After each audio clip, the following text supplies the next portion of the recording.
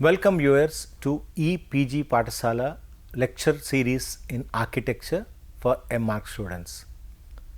In this module, we will be studying or reading about raster data analysis. What is raster data? How is raster data useful in GIS applications, or how you can effectively use raster data in various applications. Let us see what is raster data. There is always a confusion between raster image and raster data. Raster images are normally non-editable, non-selectable, only visualizing. It is something like taking a picture, something like scanning a document, you get a raster image. But raster data is editable and it is selectable and it is used for analysis. Of course, there is a way in which telling. So, for example, people say satellite data, satellite image. A satellite data is always a raster image, and that is again, though it is called as raster image, which is selectable and things like that, do not confuse with your scanned image and data. So, that is what clarification I thought I should give about. So, raster images are obtained by scanning or taking photographs, and that is converted into a vector data, and vector data is further converted into say raster data, raster image to vector data to raster image, or it could be raster directly from satellite data. That is, we obtain the satellite data in the form of your raster format. Whatever is that, one of the most powerful tool here, because as we all know that when you are working with say vector data, the major drawback is that we talk about say point, line and area. When you really literally look at it, there is no object which could be either point or line or an area. Every object on earth's surface has got only area.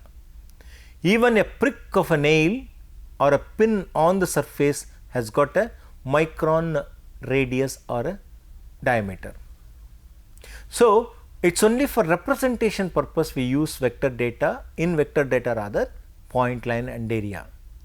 Well, when you talk about raster data, it is not like that. It is continuous cells. It could be satellite data, which depends on the resolution of the satellite data, and it will be in the form of a pixel, picture element we call it as. It also could be vector data converted into raster data, depending upon the application, depending upon the utility, depending on the interest or the importance of that particular study. We change the cell size. Okay, again another important aspect is your scale. When I am talking about something like a 1:50,000 scale, I can just think of 30 meters resolution as 30 meters as the size of the cell. I cannot have 1 meter, because for 50,000 scale, one topographic will cover an area of 700 odd square kilometers. If I am going to have 1 meter or 2 meters cell size, it will be very difficult to handle, because the size will become, the larger the size of the file, the more difficult it becomes for you to analyze the data. Well, coming back to your raster data, what does it contain? How do you work on that? See, that we will be discussing now. As we seen in the case of your vector data, here also we would like to understand what exactly is the process of working with raster data. How can you analyze this raster data to obtain a meaningful output or a message? Raster data and analysis. We say that raster data is nothing but your cell based. I was just telling you how satellite data is available, or for that matter, you just take a photograph depending upon whatever is the resolution, and then zoom it to the end. Obviously, you will end up with only a cell. That is what they say, it is getting pixelated. Pixels will be there. So, everything is cells based, and it could be images or grids. So, to represent all the traditional geographic phenomena, which is very much used in your routine life, and those phenomena, the idea is varies over a distance. For example, elevation. Elevation will not be the same throughout your understand, isn't it, area of your interest. Elevation vary from point to point, from a small or focal point to another focal point, one area to another area. Slope also is the same thing. Similarly, rainfall, precipitation. You don't expect the rainfall to be uniform in any given area. Even within a small town or a city, you may have a variation. People say, we didn't rain there. How would you say that it's rained here today? We didn't have any rains at all. Things like that. So, any variation over distance will be represented, can be represented. It's a natural phenomena. Can all be represented, can all be identified, can all be analyzed using raster data. Because whatever is that phenomena which is taking place, we divide the entire area into n number of rows and columns. That's all, put it like that. Each column and row, once it's divided, will form one cell, and that resolution depends on the kind of study.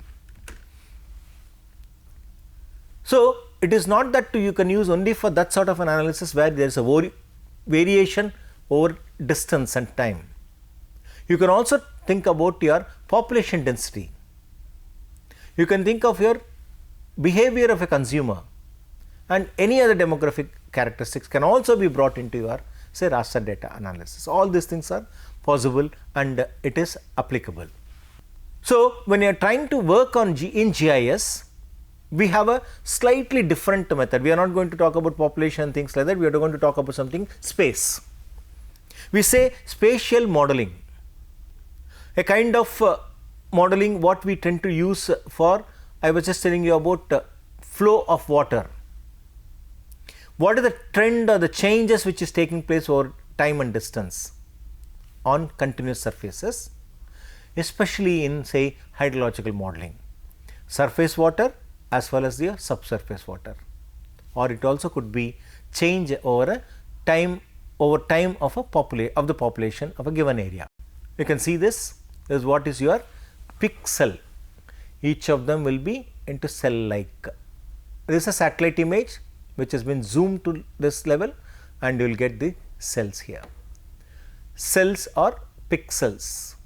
In the case of the same photograph, when I am working with the raster image, I will be definitely getting the same thing, same form, but I will not be getting the value. So, that is a difference between raster image and a raster data. Here both of them are cell based. At the same time, I have a lot of details pertaining to this. I will be in a position to store details for each of this cell, but I cannot go for something like attribute. It is not possible. In the case of vector, you have the advantage of using it as attribute data. A table will be there, you can do that, but here it will be difficult, and you will have one cell, some value. That could be anything for that matter. It changes, which varies over time and space. Now, representation part of it, simple one. How we represent vector data in latitude, longitude? In this case also we can use the same thing, x and y, your x and y axis. Instead of 0, 0, I can use your latitude, longitude. So, origin you see here. So, this is the value for this particular value, this is the origin. So, cell with say 11, 3 is that the value you just start from here, from 11, see. So, from there the entire area is divided into n number of cells, but there may be a slight loss of data, I do not deny that, but still this has got a very good application. The attribute data, as I was just telling you, you can just give like this. That is for the entire area, it is something like this. You have a consolidated output like this. For this entire area, the count of this for this area, not by cell based attributes, for this area, value 2, there are this much of counts, and this is the name of the thing, and whether it is suitable or not, whether it is for agriculture. Just an example. This is an additional detail, you can get this detail. For a value of 3, there are so many cells, 3339, and it is your urban and industrial, and so on and so forth. So, in a given area, you can just consolidate them and then say what is the content of that, how many cells are representing what. But whereas in your vector data, every unit of your object, maybe a line or a polygon or a point, will have n number of details. That's attribute of your, say, raster data. A raster vector data model. What is that happening here? Real world is just translated into vector data or your raster data. What happens here? Vector data, as you all know, it's very convenient, and you can use your latitude, longitude or your UTM and project the data or get the coordinates and then represent the data like this. The same object, if I am going to represent here, you see how much it varies, because it is cell shaped. Here the surface will be continuous in nature. I start from here, go around like this, I can move my mouse in any fashion I want. While digitizing, I create that. But when I convert this into a different object into raster, it gets pixelated. Then how is that I am going to maintain the same area? Because if it gets pixelated, all these things are gone. These white objects are all gone, it may go into another case. So, to improve that, the best method is to increase the size of the cell. In the sense, resolution part, not size means not. So, you increase the resolution, make it from 5 meters to 3 meters or 2 meters or 1 meter. Though you will be forced to use large database, but your output will be of immense use. So, that is how we use in, say, raster vector data model, how it is shown in your GIS. Now, you see here a simple method of understanding. Say, for example, this is the total area covering green, blue and brown. So, this is the part which will get affected provided I convert it into raster. So, by converting this area into raster like this, you see, I was just telling you the cell size. So, a lot of area is lost, you can find here, but by increasing the cell size, that is by increasing the resolution, you see the loss of data is minimized. Of course, this is not an issue because it is all outside. Only at this junctures, whenever you have two different objects adjacent to each other. So, such an important phenomena, please try to understand. So, in raster analogy, it is always preferable to go for something like the size. So, from here, when I just take the output, you see here, you see the output. Is this the same I am saying finding it here? No, you agree with me. So, you see how smooth it is and how coarse it is. Whereas, if I just take this one, this will be relatively better, isn't it? When I just try to consider, this will be relatively better when this is a very odd shaped one. So, you should understand how important the vector data is converted into raster data, may lose information or may lose area in some form or another.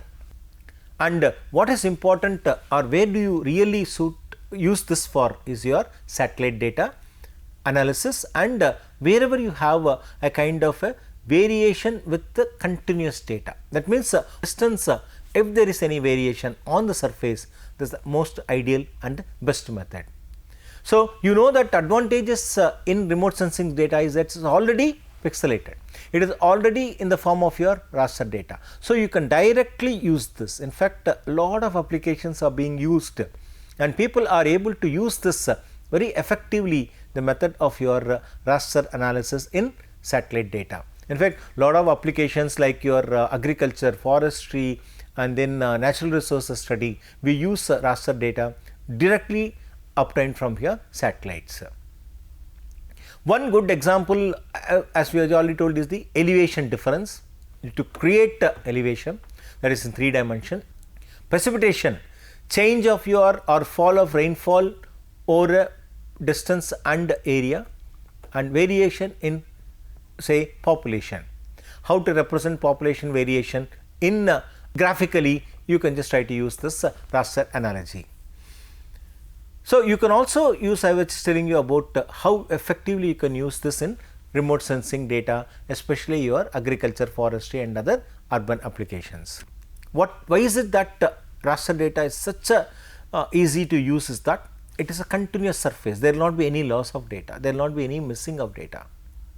Only thing is that any variation or adjacent polygons at the point of contact, there may be a slight variation, that effect will be there, otherwise there is not much of loss. Hence, when you have something like that continuous surface there, where you have one cell followed by another cell and so on and so forth, you don't lose any data, even if it's going to be a point or line or area. We will see those details in detail. Now here, advantage is that you can work, it's something like a set of matrix, number of rows, number of columns, each one cell. So naturally what will happen? It is much easier to go for calculations, making measurements, map algebra, surface interpolation and analysis, hydrological modeling and viewshed analysis, distance and proximity analysis, resampling and reclassifying. So you can see how important is that, no? Surface interpolation, how to interpolate the data, how to analyze the data over there. So this interpolation is a contour analysis. When somebody has got a facility to analyze only for say 20 meters, you don't have a facility, you don't have data rather, you have a 20 meter contour, I want a 5 meter contour, I don't say that it will be accurate, it cannot be accurate. When I am just trying to use a 20 meter contour and then create a 5 meter contour interval map, definitely it will not be accurate, it will not be true to its original position. We do not know what is the difference between elevation between 120 meter and another 20 meter contour interval.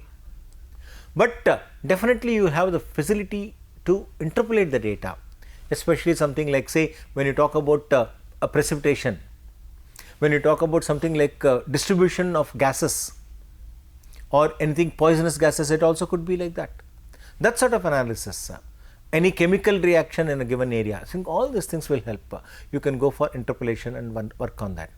Hydrological modeling, a very well utilized methodology, and people are using it very effectively in hydrological modeling. Viewshed analysis, we will see that.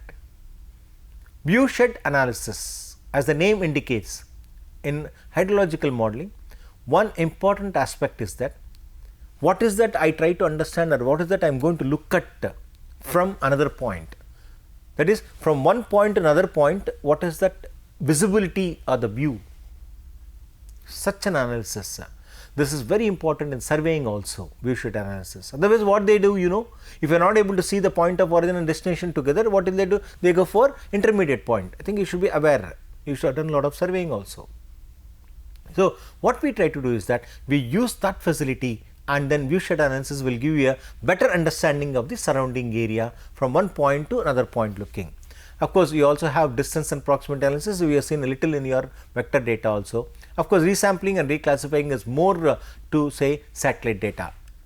I was telling you about the say interpolation of data. When I have something like a terrain, a population, or when you are working with say more numeric values, where in which you want to interpolate the data, input one data with the other data.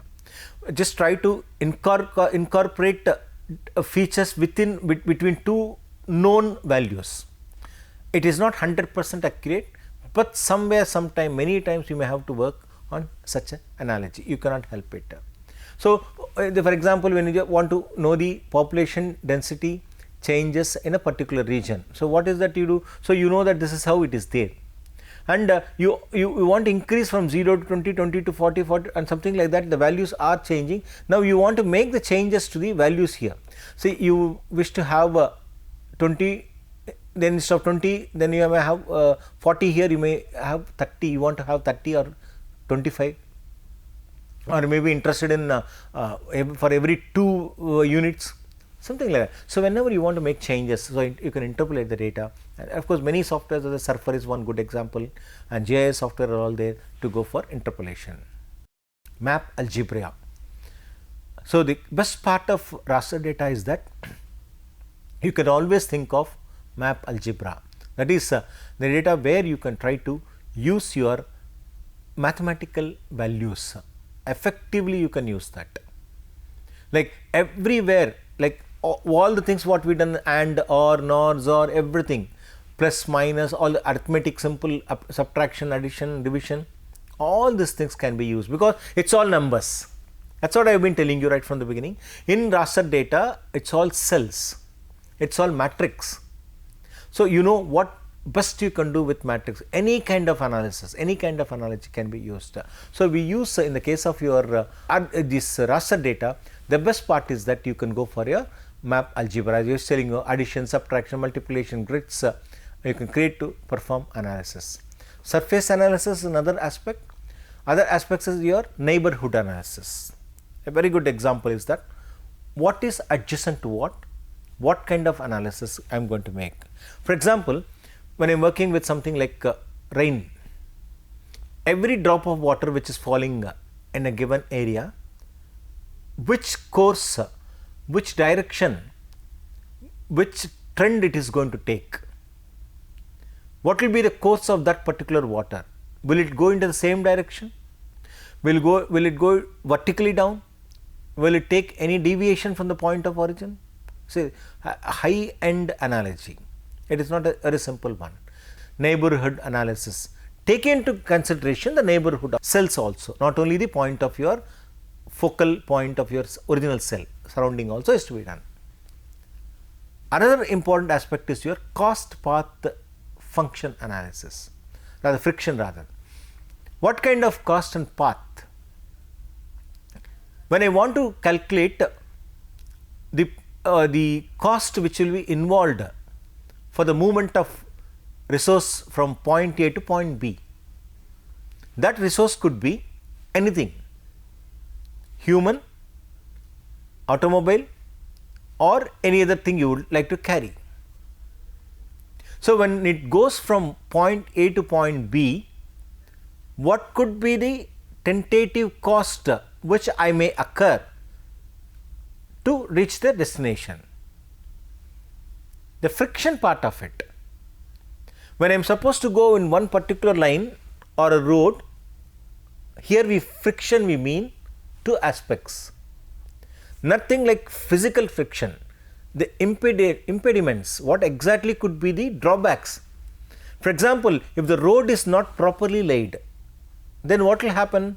You will have the disadvantage of losing more time and more energy and more of fuel. Otherwise, I will be going in a steady path, very cleverly I will be moving without any fuss. All of a sudden, I find some sort of a disruption, sense saying that take a deviation.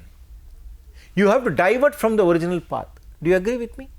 So, in that context, what will happen? My route will change, the distance will change, and it will become longer. So, obviously, I will be getting more and more of, I will have to spend more and more of time and energy and money on that.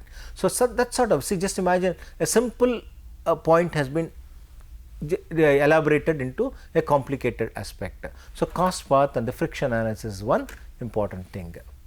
So, interpolation always can be done at various resources, purposes.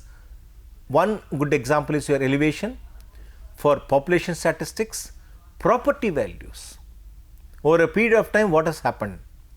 Precipitation, and another important thing is your well depth. Well depth, it is not possible for me to get the depth of water at any point of my choice. Only when I have something like a open well or a dug well, or for that matter even bore well, does not matter. To find out the depth, I need some sort of a means to access the water, subsurface water. So, in that context, the only way is that I can only interpolate the data. I cannot simply take the data as it is. I may have wells at different places. For example, I may have wells here 1, 2, 3, 4, 5, 6, you can see. So many wells are there at different positions. If I want to correlate the water level, I cannot have wells at every 1 foot or 2 feet to obtain that. So, it is impossible, it is not even practically possible. So, what we will do is that we take the value of this one and the value, that is in the sense the depth value. Depth of water here and depth of water here, depth of water here, at every place we can get the depth of water.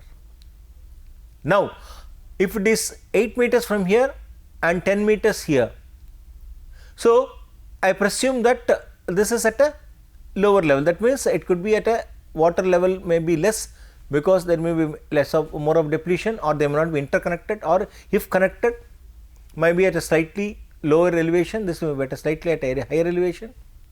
Now, to get information about the intermediate area, there is no other way other than your analyzing using your surface, it is interpolation. We interpolate the data and then find out. Say for example, this is 8 and this is 10, and the distance we take into consideration divided by 2 depending upon the value. If I want 1 meter this resolution, 8 in between 9 and then 10. So, we interpolate a value 9 which may not be true, but still for all scientific purposes, scientific analysis, one has to go for say interpolation. Similarly, property values. What exactly you can do with respect to property values? You cannot just simply calculate the property of any given area as you like, isn't it? You agree with me? You will have to calculate the property values based on various parameters. So, there you cannot again take into consideration every property, every survey number. You will have to take into consideration based on some kind of presumptions also. Then it is calculated.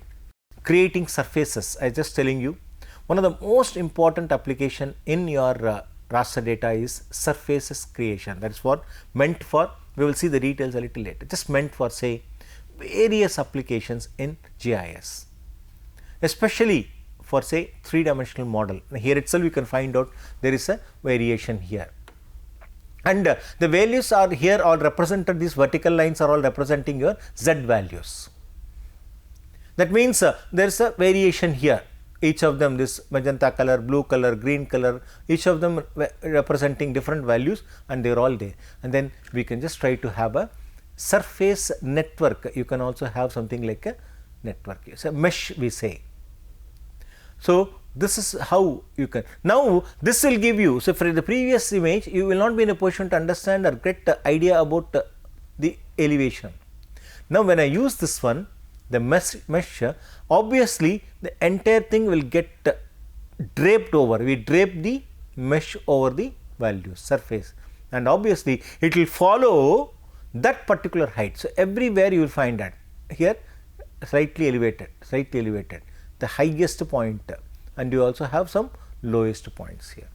So, that is an advantage of your creating a mesh or draping of a mesh over a surface. In the case of GIS, I have just given you some samples of raster analysis in concept part of it.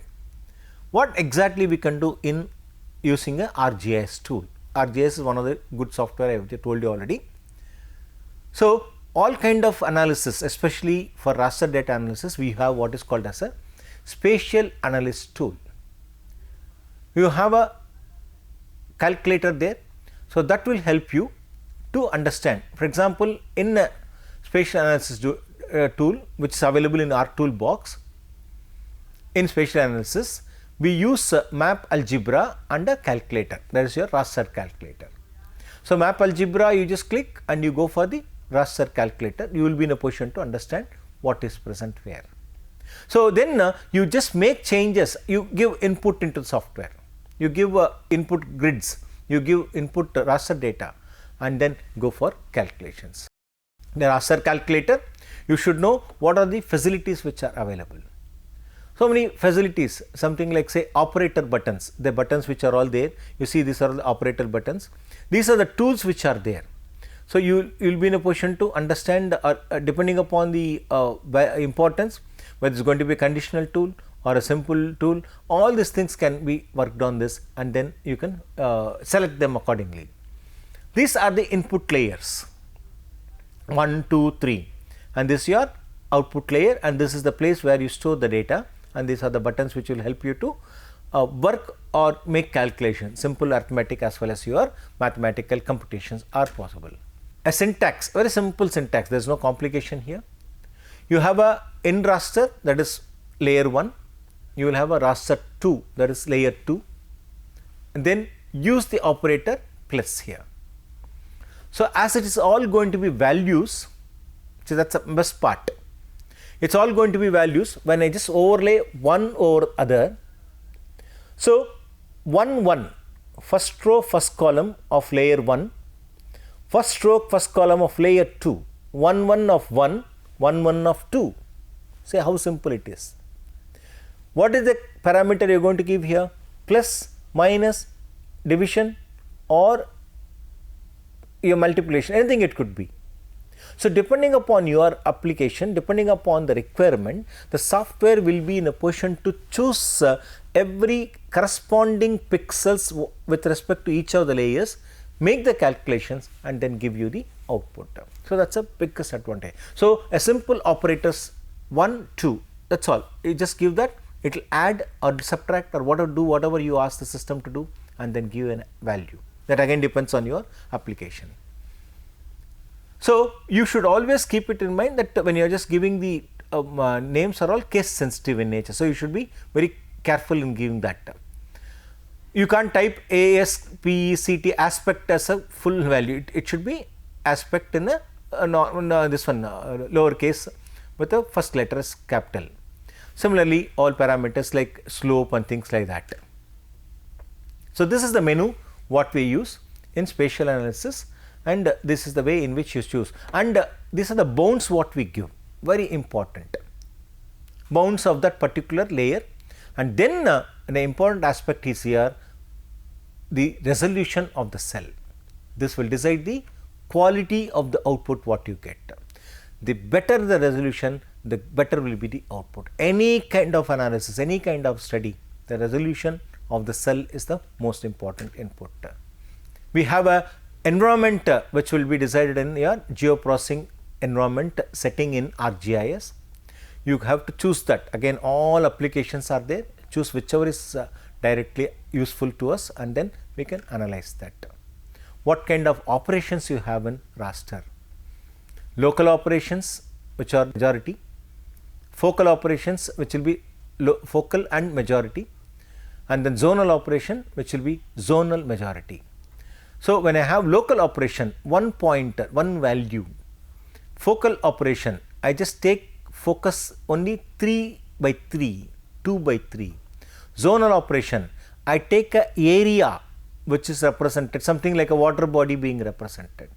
Here I don't bother about the shape of the object I am considering. I am considering the value as 3 by 3 focal. Zonal, just the entire zone will be there. That is, the entire zone will be taken into consideration. One single pixel, set of pixels depending upon my requirement, and a zone as such. There are various tools again here, as I was just telling you, for local, for neighborhood kind of block statistics and other things, for overlay analogy, for zonal analogy. So this is how you will be in a position to understand that.